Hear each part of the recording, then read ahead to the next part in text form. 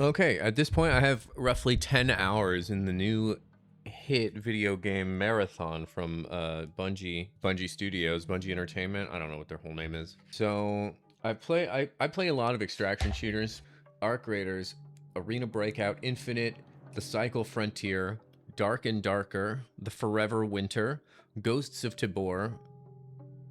Helldivers 2 is on here. I guess that counts. Hunt Showdown, Marathon, Marauders, and Zero Sievert.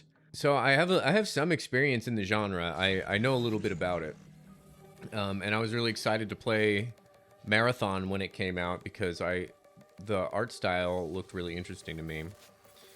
But let's talk about it. So Marathon came out a couple days ago. It came out what, March 5th on 2020 in 2026, and basically it's a PvP extraction shooter.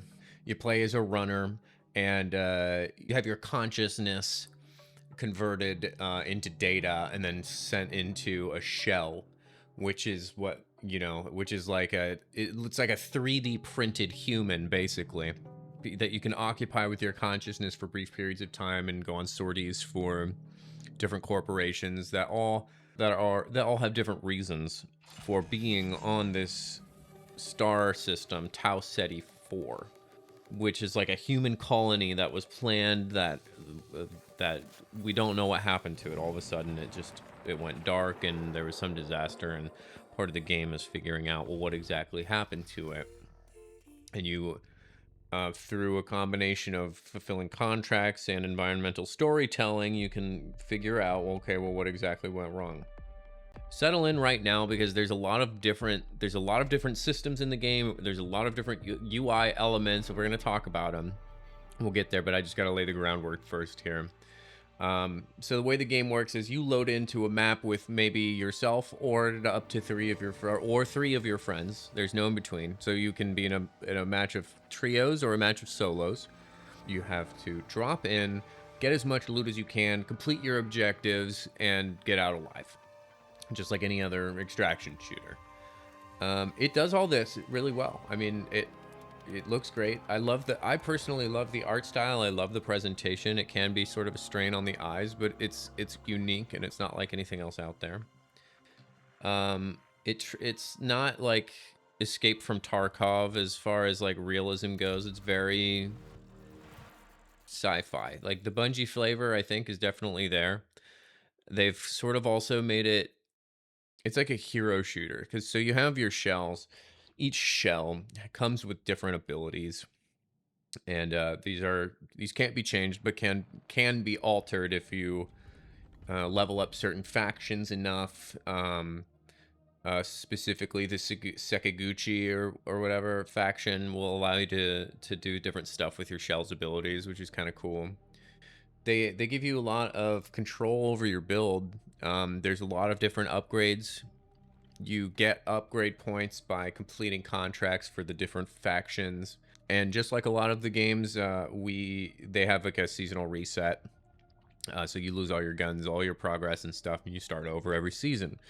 Let's compare it to some of the other games in my library here. So, if you were like, the most relevant comparison, I think, is Arc Raiders, because it's the last entry in the genre and did really, really well. Arc Raiders is going to be, I think, way more accessible.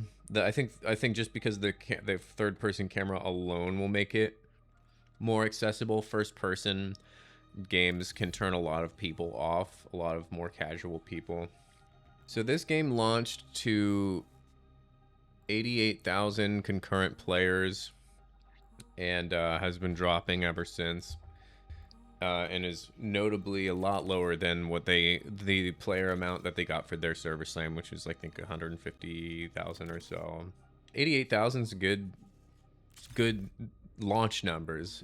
Probably not if you're Bungie, though. I'm sure they were probably expecting a bigger turnout than they got, and they still could. With a lot of these live service games, it's a long game, and Hunt Showdown proved that. Hunt Showdown's a game that's been going on for like 7 years now, and is about to drop a huge update and they've been able to stay with the genre and keep it fresh for this whole time. Also, at the same time that Marathon came out, Slay the Spire 2 came out, which I don't know if you've played Slay the Spire, but it's really, really fun. And has a very wide appeal. And it's probably not super fair to compare these two games because one is in a very, very niche genre, and the other is like you can play on your phone and stuff. But it did look pretty bad. It did look like the little phone game was cannibalizing the big, the people who made Halo. So not a good look. Additionally, like, it was this, I feel like this game has been the subject of hate on YouTube. I don't really know why. I don't really totally understand that. The game, I mean, it looks amazing. The textures look good. If you look at the gloss on your character, it looks real. If you look at the rubber matte texture on some of the guns, on some of the environments, it looks really, really good. You can tell a lot of money was put into this game, which is fine, The sound is top. I love the sound design so much. As somebody who frequently designs sound himself, it was a very cool lesson in design and sound design, just to listen to it. They have these really cool vox effects that sound sort of like, androids singing or something. It's like if you had like a keyboard and it has a voice setting. I'll play the clip for you.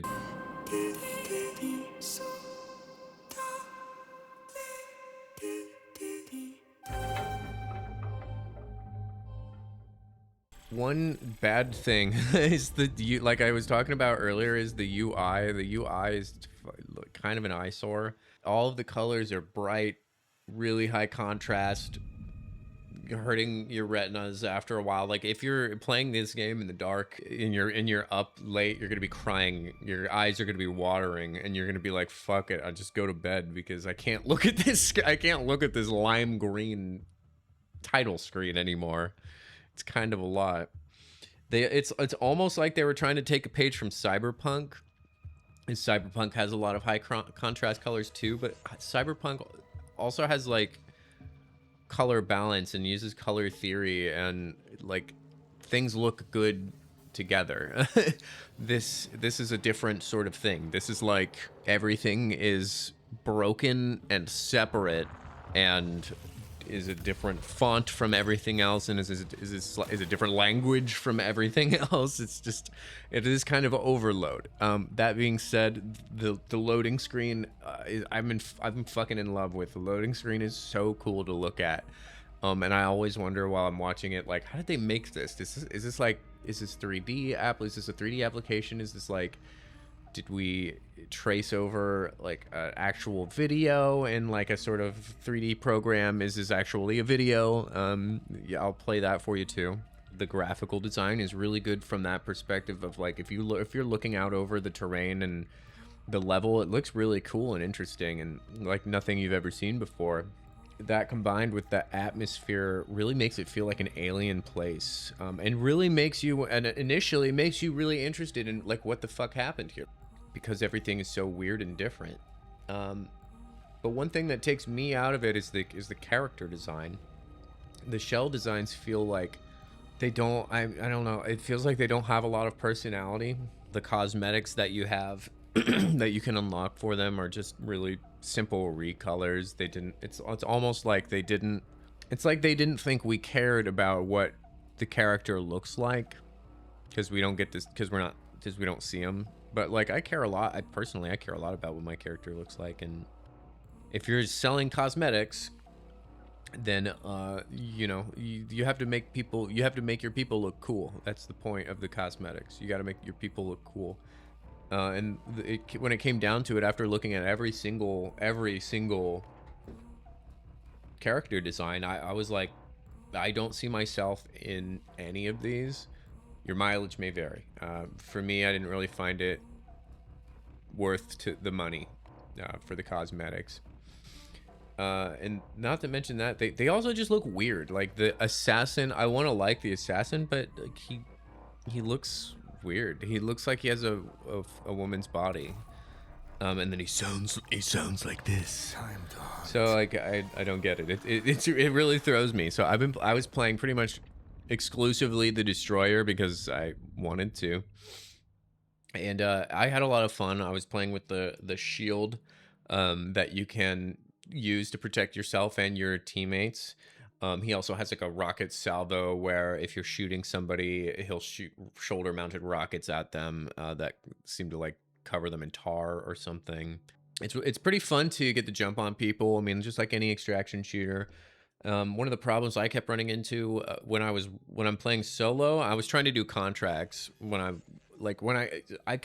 broke it down like this. When I play solo for contracts, and if I just need loot, then I'll go with people, and if they have contracts, I'll help them out. And I'll just try to extract a bunch of loot. When I was playing solo, though, it was a constant rat fest. It felt like constant rat fest. People were waiting.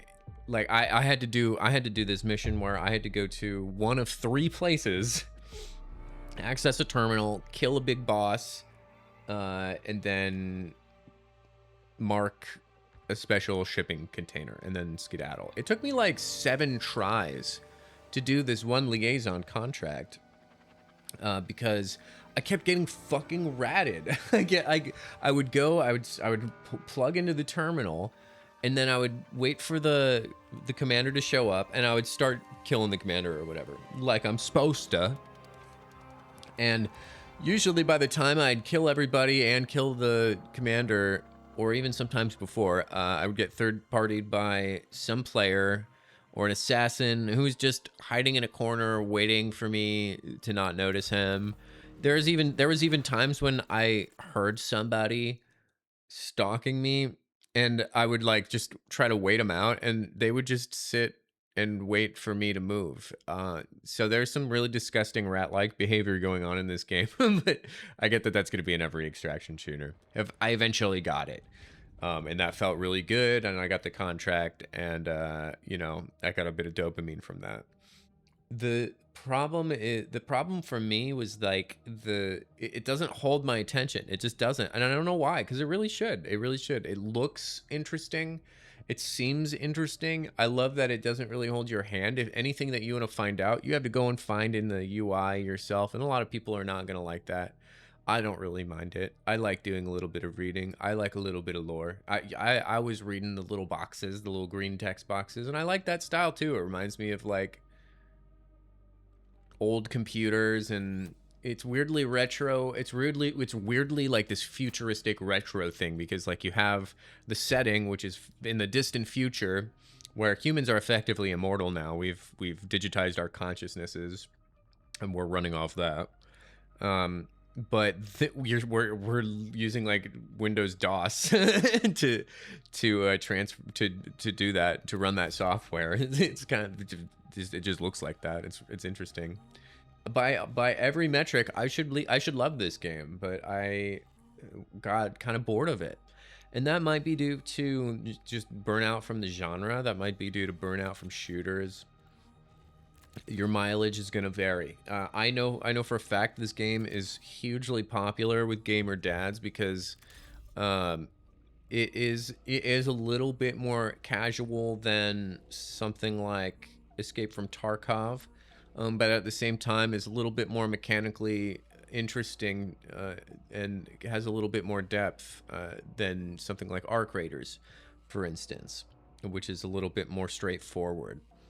The people who are gonna like this, I think, are gonna be, yeah, like people like 30 plus.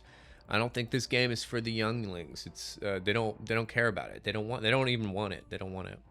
This game is for the dads who probably liked Halo, the dads who liked Destiny, and that's fine. That's fine. They can occupy that space. I think though they were really Bungie is going to be really sad with the player count though, because that I think they were expecting really a lot more. I think they were expecting more even than their server slam, but they got less. Which is fine, because if we look at other extraction shooters, Hunt Showdown's currently sitting at 17,323 players right now, and the all-time peak for Hunt Showdown was only 60,000 players. It's really not bad numbers for the genre. It's really not bad numbers for the genre. Arc Raiders is going to be a little bit of an outrider. Arc Raiders had huge success. They've got 100,000 playing right now. All-time peak of 481,966.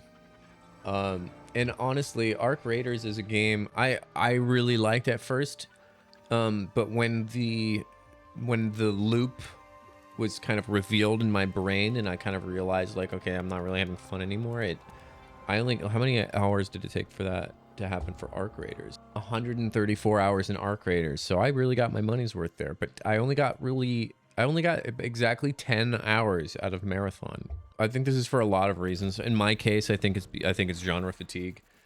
I already had the Hunt Showdown is my extraction shooter. Like, I've not played a better one. I don't really need another one. And the games that complicate it, I don't usually like. I usually like a straightforward objective based extraction shooter. Marathon does have those objectives, but they're really more like personal objectives. There's stuff that you can go do on the map. There's activities you can go do on the map, but it doesn't really, and it'll highlight them for you too. It'll be like, hey, there's something new you haven't checked out over there. I've never been in a squad that wanted to go just like check it out. And even when I'm playing solo, I'm like, I'm there for the contract and I'm there to get loot.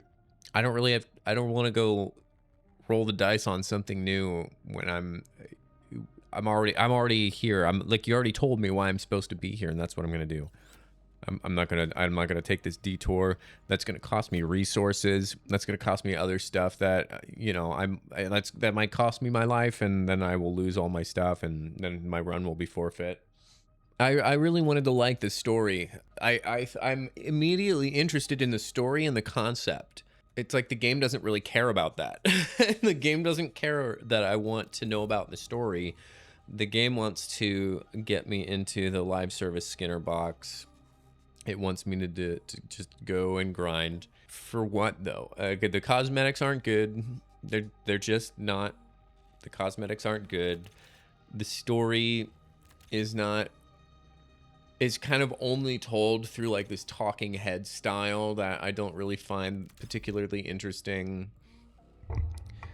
I still don't even really know how I feel about it.